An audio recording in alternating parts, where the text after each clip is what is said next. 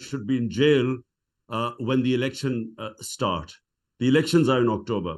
So this is why, all these attempts to arrest me and get me out of the race are going on.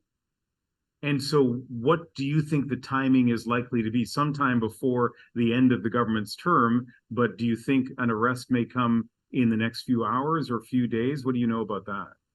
Well, I have to go from one court case to another almost on a daily basis. I have police inquiries, so most of my time is spent on this. But they are now, the number of cases are increasing. They've got certain judges in certain places which indicate that they are getting desperate. And plus, they've got now military courts. They've set up military courts. I think that within the next 2 weeks, I expect to be behind bars. It is impossible for us in Canada to really assess the legitimacy of these charges. And so, I've read people in Pakistan have, some say these charges are frivolous and politically motivated. Some people say that some of them at least deserve to be tested in court. You clearly feel they're frivolous and politically motivated.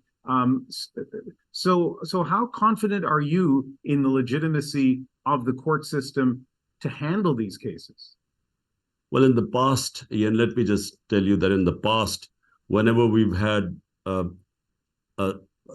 government falling and the prime minister goes into the opposition, normally they leave the country. I mean, the two prime ministers, Benazir Bhutto and Nawaz Sharif, the moment they were out of power, they left the country two times.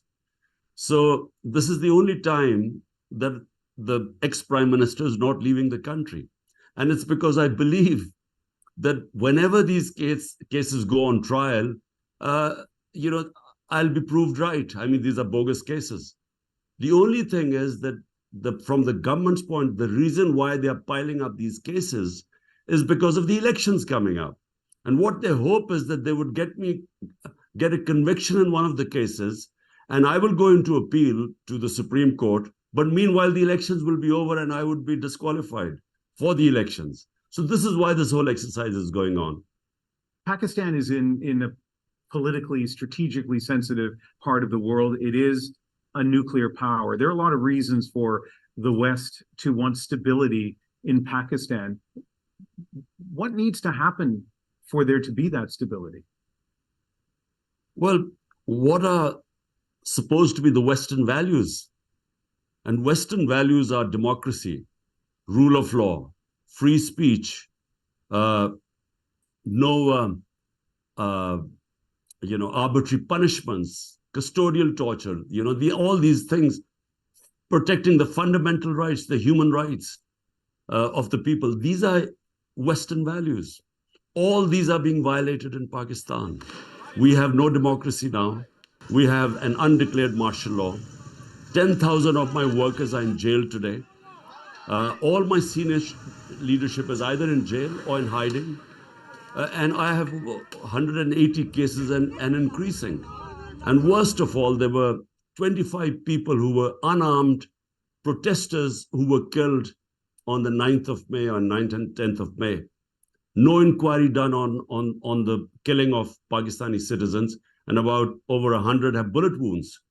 Now, this victimization that is going on, what we expect from the Western countries is to talk about these values.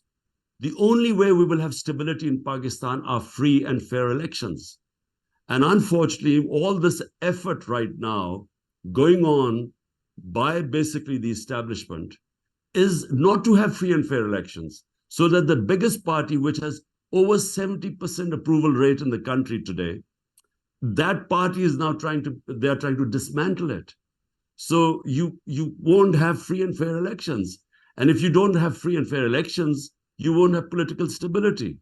And without political stability, I'm afraid we will not even have economic stability. Is there a role for Canada that you'd like to see this country play in terms of achieving stability in Pakistan? All we want is that the Canadian political leadership should speak about this dismantling of our democracy that is going on.